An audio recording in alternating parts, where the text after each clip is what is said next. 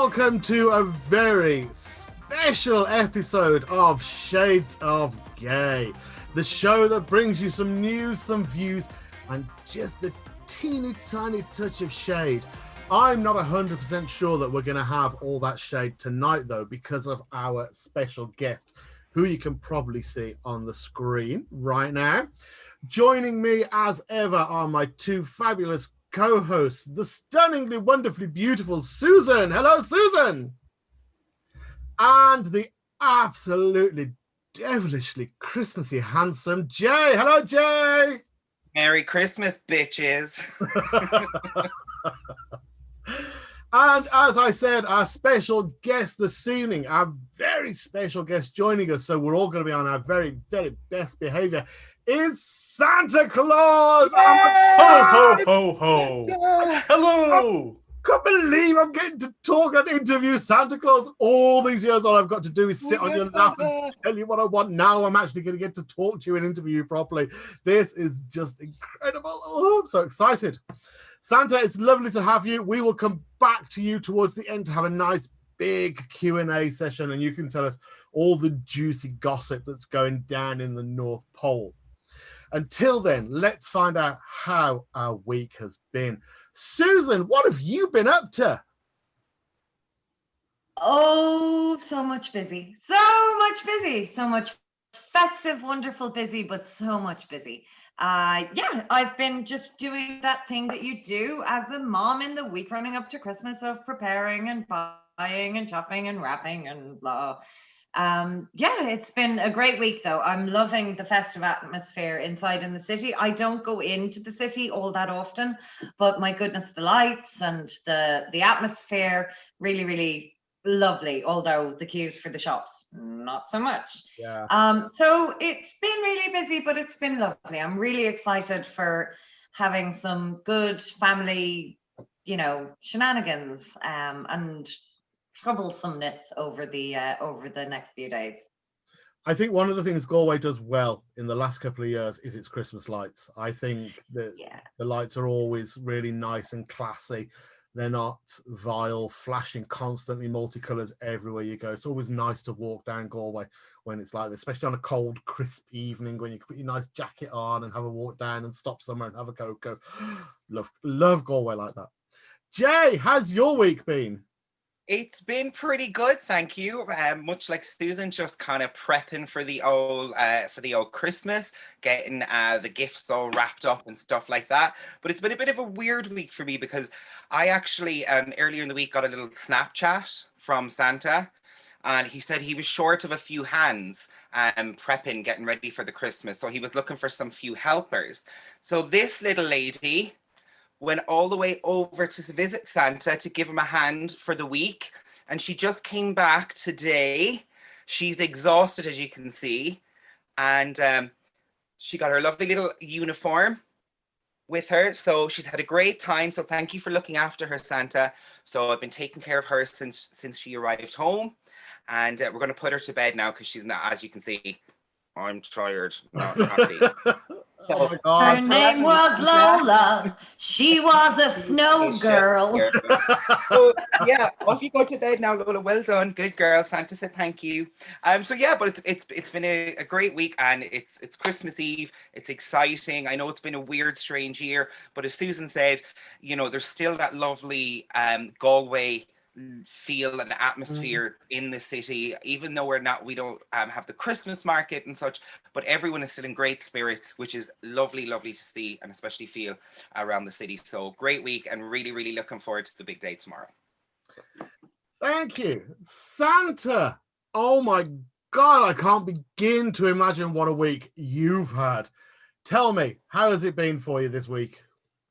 Well, it's been very hectic. We've been loading up all the sleighs and feeding all the reindeer and feeding all the elves. And we had some special guests like Lola helping us out. And we're all ready to go, I hope. Marvelous. Well, there's only a couple of hours left before I imagine you have to set off and start delivering everything, all the gifts to all the good boys and girls. My week has been, it's been pretty Busy. I mean, I haven't had any wrapping or anything like that to do because, as you're all very well aware, I am super organized. My shopping was done in October, the wrapping was done in November, and everything is just ready to go.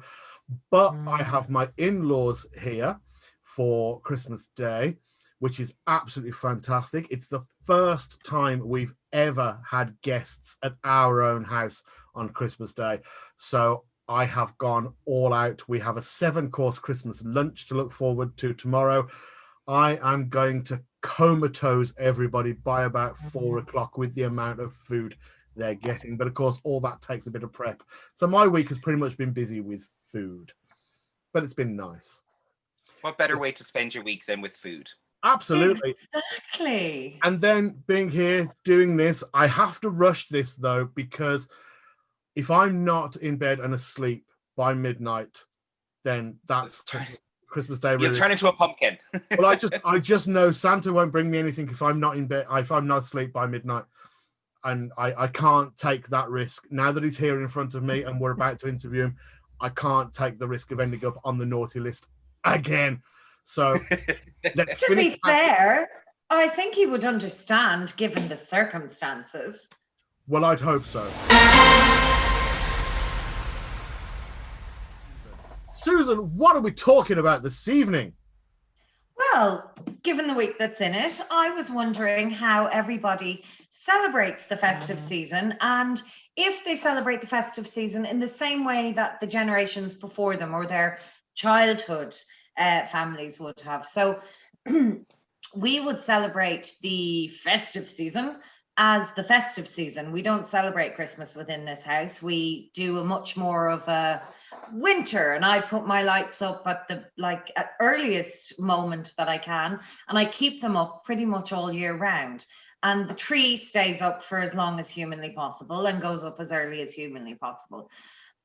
We do all of the other things. We do the gift giving, we do the big meal on Christmas Day, but we don't necessarily focus in on the, shall I say, we're not religious. But I know that the generation before me, for example, my grandmother would have been very religious, and that would have involved pretending that you'd gone to mass and knowing the sermon by the priest so that you could tell Granny what the sermon had been on every Sunday, not just Christmas. So I'm wondering, how do the rest of you celebrate the festive season, and do you do it in the way that you were brought up to? Jay, what about you? Well, very much like Susan, as a kid, our Christmas would have been quite, I suppose, traditional in the sense that, you know, you would wake up as early as you possibly could, and the excitement of running down the stairs to check for presents. What did Santa bring? The day then would be, you would get ready and you would dress in your special Christmas clothes that you got especially for Christmas Day, and you might be allowed to try them on. I know, a bit of bling bling, you can't beat it, bit of sequins. You might be allowed to put them on like Christmas Eve just to make sure they still fit and they're good. But then back on Christmas Day, yes, we would go to mass on Christmas Day. I think more so, again, not that we're terribly religious. We're not religious, but I think it was more so a generational thing. Again, it was kind of, you went to mass on Christmas Day and that's what you did. And we would come home and have the big dinner. And the rule in our house was, you can have as much chocolate and selection boxes as much as you want once you've had your Christmas dinner. So you had to have that good, you know, meat and 2 veggies idea, and then off you go with the chocolate. The rest was up to you. But now it's a little bit different that we're all older. My parents are divorced. My dad is remarried. I'm here living at home with my mom, my brother, and my 3 sisters. They all have their own families, so they kind of all do their own thing with their families. But the last few years, myself and my mom have gone to my sister Aaron and her husband Eddie and their kids, and we normally spend a few hours with them at Christmas, get fed, and home again. So it's still very much family orientated. It's still about seeing people and having a good time and enjoying ourselves, but just in a different way. And there's nothing wrong with that. But I have huge, massive fantastic memories of a kid at Christmas time. It was always a really, really lovely time in our house, and it was always very, very special. And our parents did a fantastic job because, you know, there was 5 of us, and it sometimes wasn't easy to get everything that everybody wanted on their list. And I have to mention one particular time, and Santa, I have to thank you from the bottom of my heart for this, because I was about 5 years of age, and all I wanted from Santa was a Barbie. Obsessed, obsessed, obsessed, wanted a Barbie. And I came down Christmas morning, and there she was in all her glory, in her box, my little Barbie. Now, she was a swimsuit Barbie, and I thought, that's a bit odd because it's very, very cold. You know what I mean? But I'm sure probably I'd written my letter a bit late, Santa, and it was probably just the last of what was left in stock that you could make up. So, but thank you very much for sending this 5-year-old little gay boy his Barbie. It was very much appreciated. The elves very much like swimsuit Barbie. Being up in the North Pole, it's very cold. There they you go. Enjoy the idea of sun, and so. And my parents were a bit confused as well. They were like, "Why didn't you ask for a Ken?" And I was like, "Well, you know." Santa, obviously on Christmas Day you're stupidly busy. But how do you celebrate the festive season? I imagine that once you've finished, it's feet down, cup of cocoa, having a bit of a rest. But how do you celebrate? Oh yeah, we have a big karaoke section in the North Pole the several days after Christmas for a couple weeks. The elves are fantastic singers, some of them, and actually reindeer are fantastic bass. You know, the backup singers. They can really carry it. And yeah, hot tubs, mulled wine. It's good fun.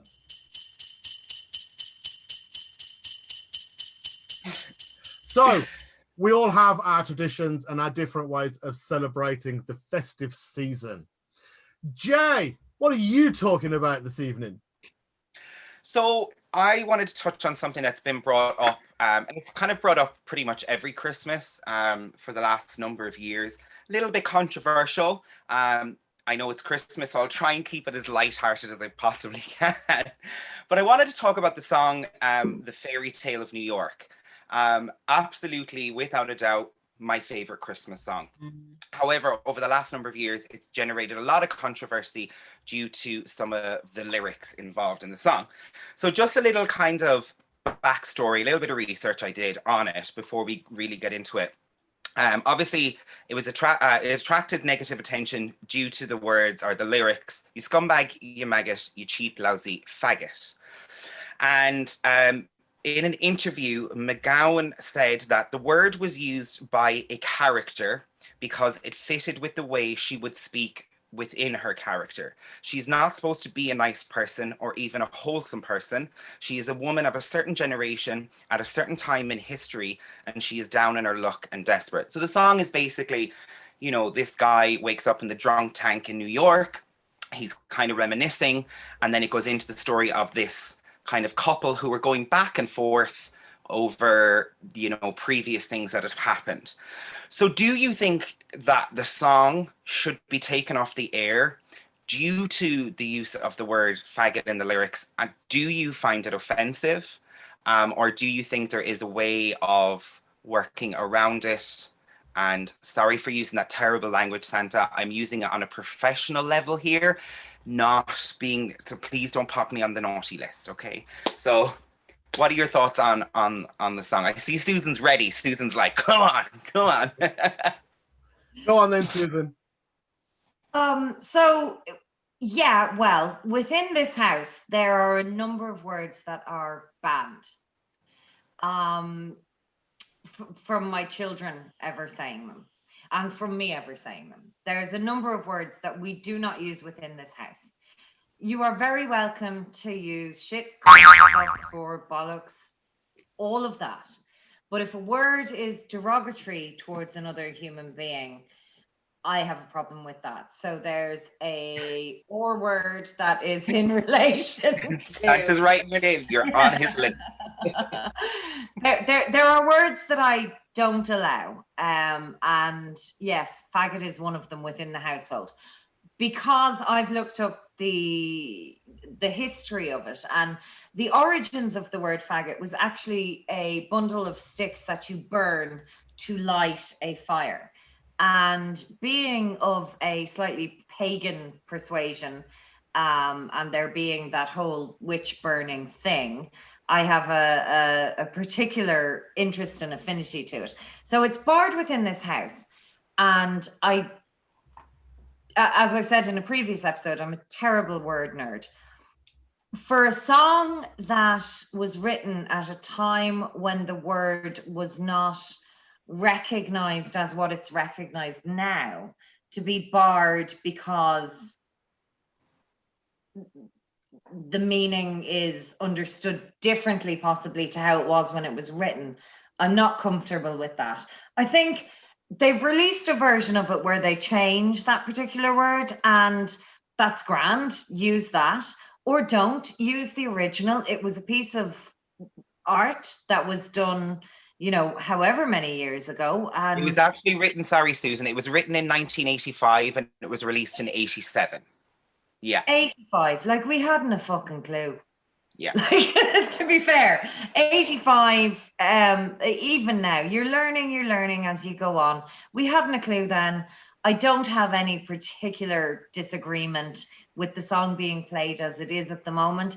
I haven't met anyone who takes huge offense and wants it to be, or I haven't had a conversation with anyone who takes huge offense with it being in that particular song. Being used against people of the community, absolutely not cool. But in that context, I haven't met anyone who's really like, let's set up a campaign, and I haven't seen any petitions, and I can't see that people are all that passionate about it. So whatever. I actually love the song. I hate that word. I hate that word is in the song, but it wouldn't put me off playing the song because it's there. Again, because I kind of understand why it's there, why that word is being used. It would be, for me, it would be the same if that word was used in a film.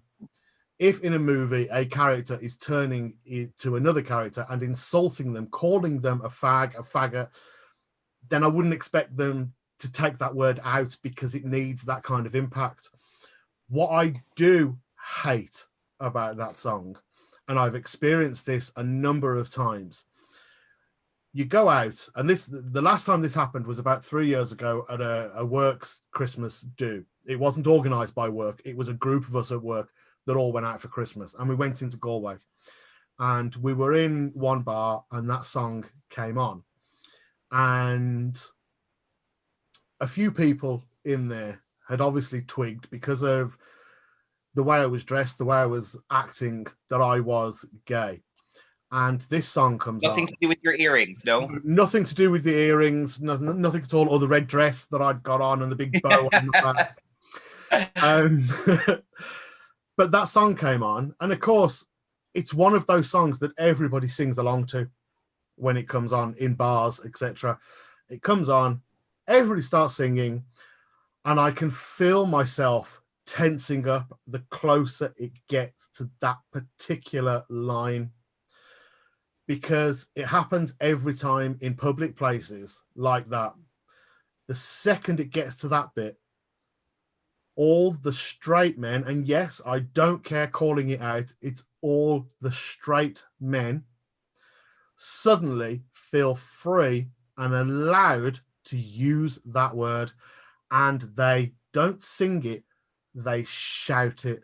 And as they shout it, they look at me, and I just feel that's the time that I hate the song. Outside of that, couldn't give a fuck. I actually don't care enough about that word.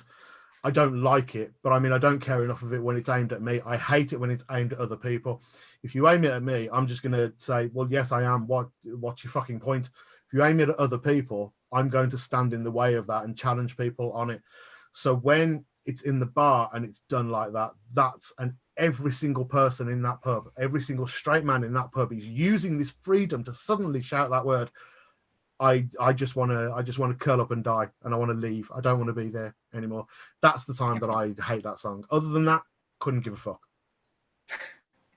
Well, you're right. I mean, I detest the word. I can't bear the word. It is a word that, growing up, that I was called relentlessly, and it hurt me and it broke my heart, and it still does to this day. And I hate it being used towards me. I'm not like you, Rob, where you say you go, yeah, I am, and what? For me, no, it really, really hurts my feelings, breaks my heart. Same when I hear it being referenced to other people. And last Christmas, just very quickly, I was walking home, had been out for a few drinks, wasn't a late night or anything, was walking home, group of guys were crossing the street, behind me, of course, because they would never do it to your face. And they were talking about me, and so one of the guys shouted over, yeah, just like that faggot across the road over there. I was the only person on the street, so it wasn't a case of it was like, oh, is it me, or are they talking about them or whatever. I was the only person on the street, and I remember just being like, my whole entire night was completely ruined because of that one moment and because of using that word. But back to the song, my thing is, I love the song, and I think that the important thing is within the context of the song, I don't think that they're using that word in a mean or nasty or horrible way. Susan, you're right. It's and Rob, you're right. It's for impact of a certain time, of a certain character speaking a certain way. So I don't think there was any intent behind it. So in that sense, that word in the context of that song does not offend me. However, I do think that the word should be removed from the song, or like Susan said again, play the different version or bleep it out, because my fear is that I don't want younger people or generations coming up thinking that this is acceptable and that it is now a word that can be used in everyday vocabulary, or there's plenty of other words out there that are used against people, and if we just started sticking them in everywhere just for sticking them in, then where are we going to be? All the hard work that's been done from all the different communities all over the years to try and get rid of these words and get equality and all that is going to be gone if we just go, yeah, but I don't mean it like that. I mean it like this. Well, no. So there is a fine line there, but as I said, within the context of the song, I don't think there's any harm, but I would like it to be certainly not banned, but definitely changed, just for the fear of, I don't want people thinking that it's okay for this to, sure, it's grand, it's in the song. Like you said, Rob, there is that, and we've all been there, like that feeling of the line's coming up, everyone's looking at me, and bam. And like you said, they don't just go, you scumbag, you maggot, they scream it. Yeah. But on the other hand, I want to talk about, just very quickly, there's another line in this also that gets kind of skipped over. Okay, and it's when McGowan says to Kirsty McColl, "You're an old slut on junk." And that, the funny thing is, that again can be taken it like, I mean, you're an old slut on junk. So why is that? That's never brought up, and that's never talked about. And I just found that quite interesting, how it was kind of like solely based on the word faggot being used in there, but you're just call someone that slut on junk, like. So yeah, I think the reasoning behind that is like the use of the terminology is clickbaity enough that some media sources can get clicks, basically. Yeah. If they cover the story. They may never cover another LGBTQ issue for the fucking year, but when it comes to Christmas, they know they can put this in there and they can get their clicks. Yeah. But it's a broken record, Susan, right? It's like, we've talked about this. We've already had this conversation. This is the way it's going. So, if you want to be on our side, you want to be an ally, and you want to support us, then come to us and find out what the real issues are. This has been going on for 4 or 5 years, right? So talk to us. Let's, Money for Nothing by Dire Straits. Right. Second verse of that, he says the word faggot 3 times. Really? Yeah. He says, look at that faggot. Look at that faggot over there. And it's never, ever talked about. It's never discussed. But because Christmas is this fabulous time where we're all meant to be happy, and suddenly this song gets played on the radio and everyone's like, oh, there's a bit of an issue here. Oh, as Susan says, it's clickbait. It's instant listener interaction from all the straight people who want to say there's absolutely fuck all wrong with the song, from all the gay people who want to say we want that song banned, and from all the other people who couldn't give a toss. Instantly, you're getting reaction, you're getting people to phone in, and that's exactly why they talk about it. I agree with what you said about taking it out, because it is teaching people that that word is there. Pardon me. But I think if the word is to be left in, I think it's up to us to educate people that, okay, so the word's in there because it's a, it suits the genre of the song, but it's a fucking horrible word, the same as if it was done in a movie. Yeah. I think that's the most important thing.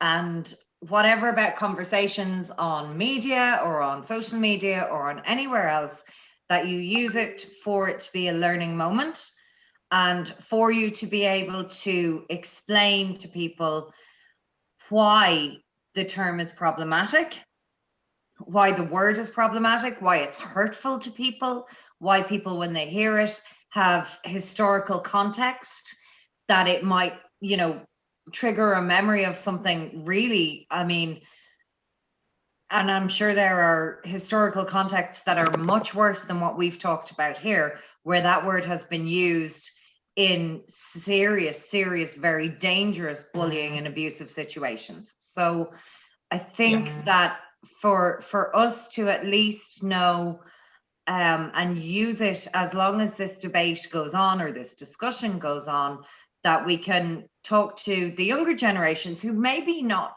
understand the context of it, and to continue the conversation about teaching people why that's not an okay term to use, and give them the historical context and the personal context, but also know that what went on in the 80s is very different, or the rights of people in the 80s were very different to what the rights that we now have.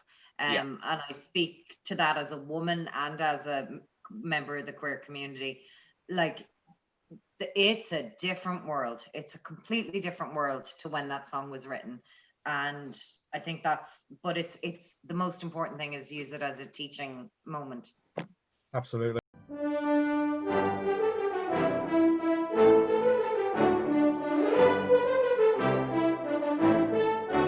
So we all have a few questions that we want to ask, things that have been on our minds for years. When we were little and we would stand at the window waiting to see you, and we'd leave a couple of cookies and a glass of milk and a carrot out for Rudolph. And one of the questions that I've always wanted to ask, what exactly does Mrs. Claus do whilst you're off out all night? What does she think about the fact that you're out all night?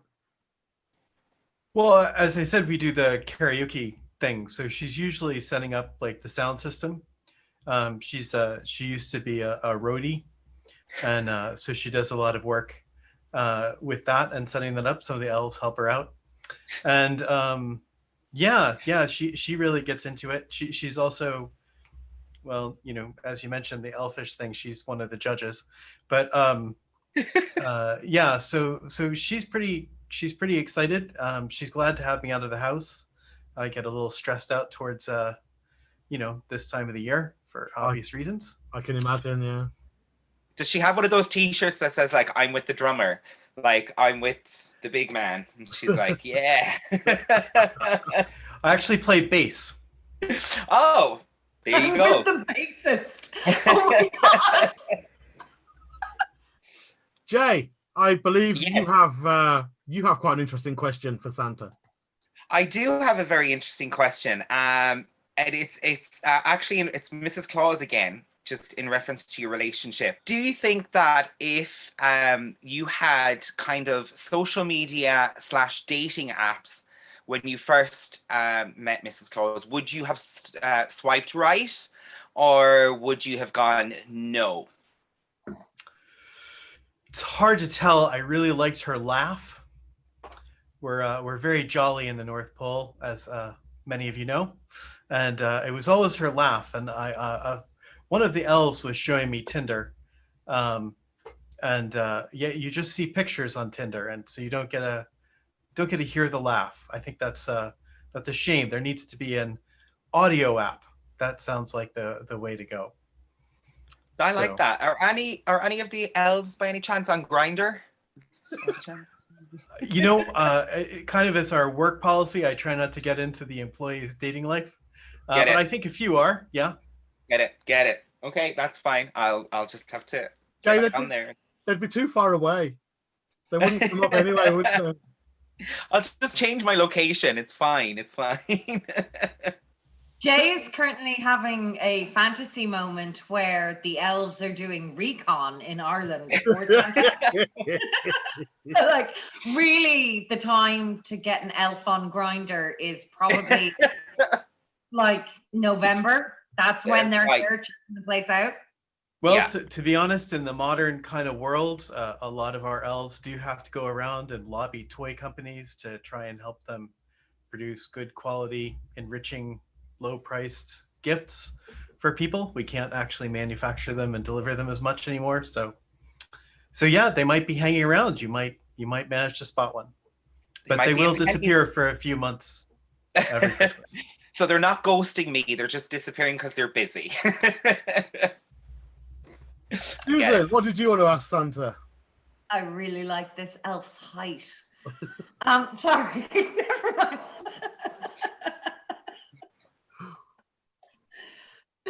Okay, so Santa, my question, and it comes from my political background, and what I was wondering is if yourself and, you know, the Tooth Fairy and the Easter Bunny, are you guys unionized? Because I'd be interested to know that. I would hope that you're all on sort of a similar pay scale.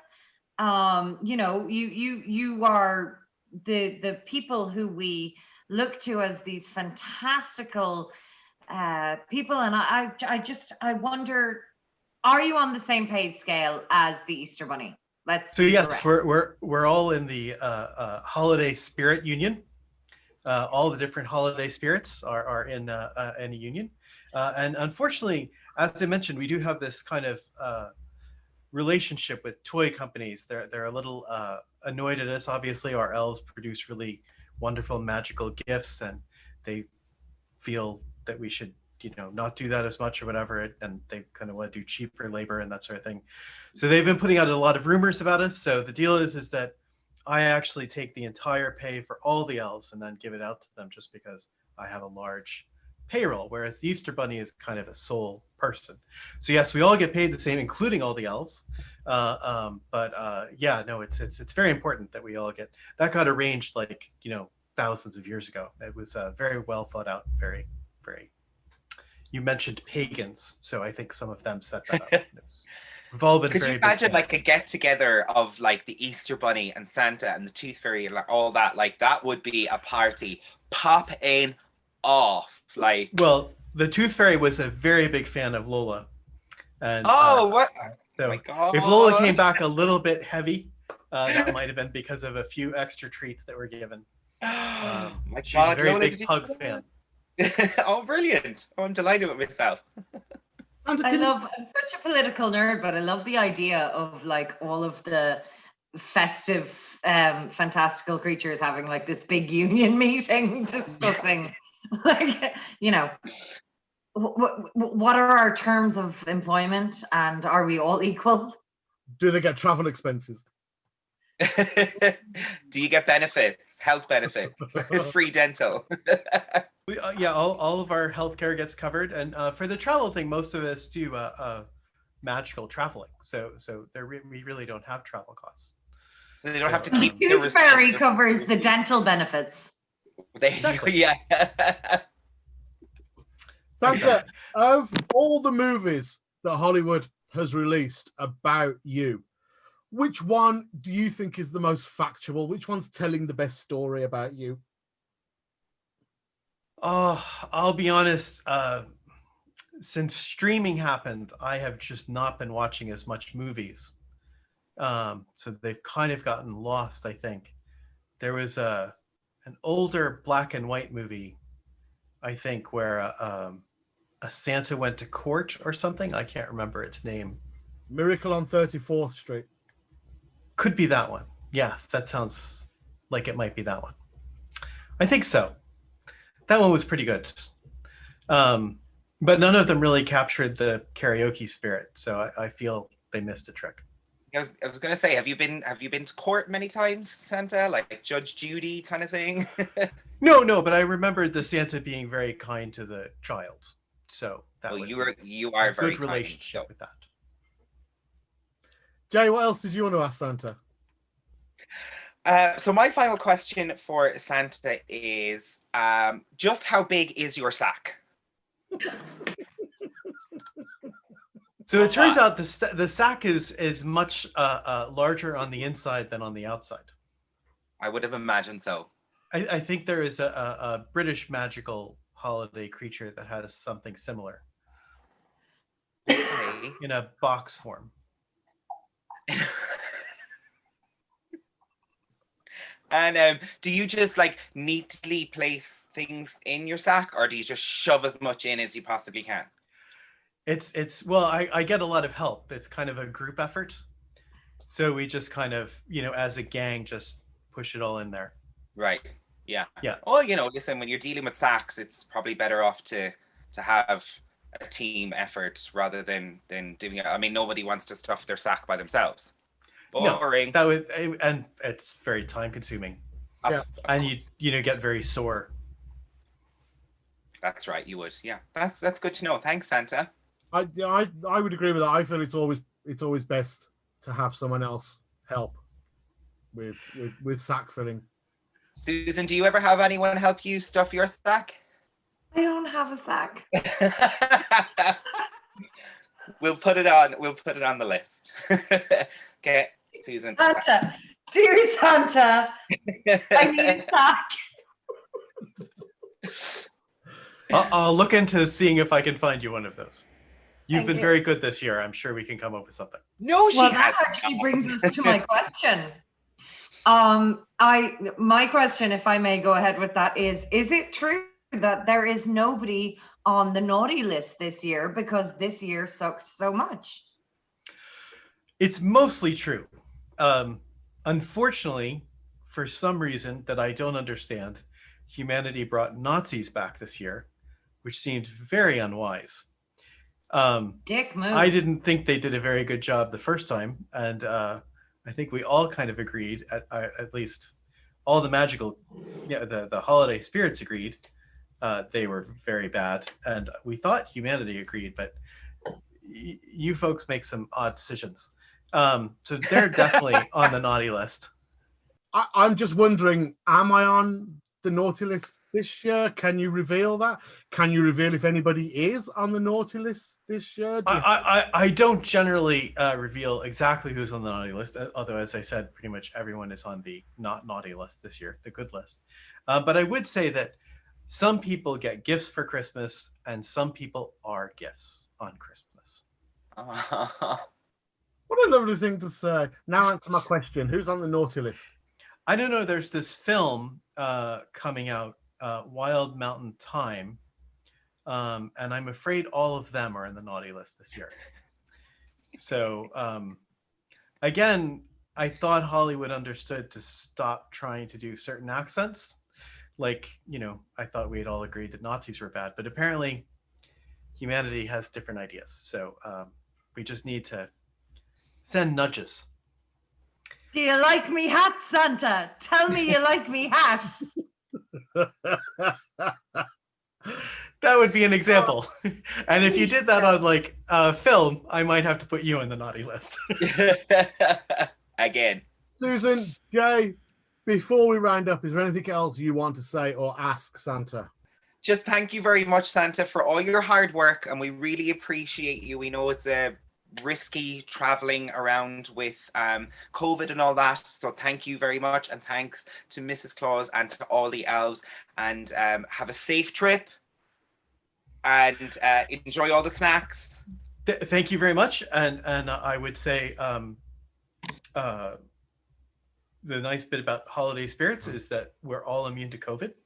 So travel-wise, we will be fine. People don't need to worry about getting us affected, and we won't carry any diseases to any children or their parents. So they'll all be fine. Fantastic. Brilliant. Susan, anything you want to say to Santa before we say goodbye?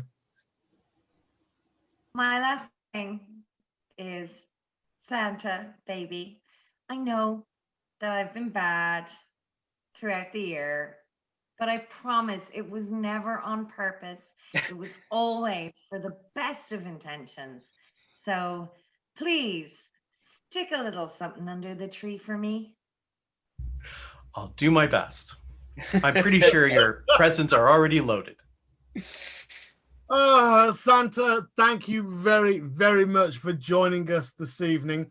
We shall say goodbye now so that you can head off and deliver all those fantastic gifts to everybody, including the three of us. You know, we're still keeping our fingers crossed and hoping, and I shall be asleep and in bed by midnight, so I won't see you arrive or anything like that. But feel free, let yourself in. I'll leave the usual stuff out. You know where it is. If you could just wipe up this time, though, because the crumbs last time were a bit... No thanks. Oh, fellow gentle viewers, our next episode will be our New Year's Eve episode, where we will have our special guest, the absolutely gorgeous Colin Regan. I can't wait to have him. Literally, I can't wait to have him. It's going to be a really fun and interesting episode. So until then, we shall say goodbye, and we shall see you in a week's time. I'm going to stop the recording now, because as soon as we stop the recording, I'm hoping we can have a bit of a one-to-one with Santa and find out what really went on in that hot tub. We will see you all next week. Thank you very much to my two fabulous co-hosts, the wonderful Jay and the marvelous Susan. We will see you all next week. Thank you again to Santa. Merry Christmas and bye! Bye, everybody.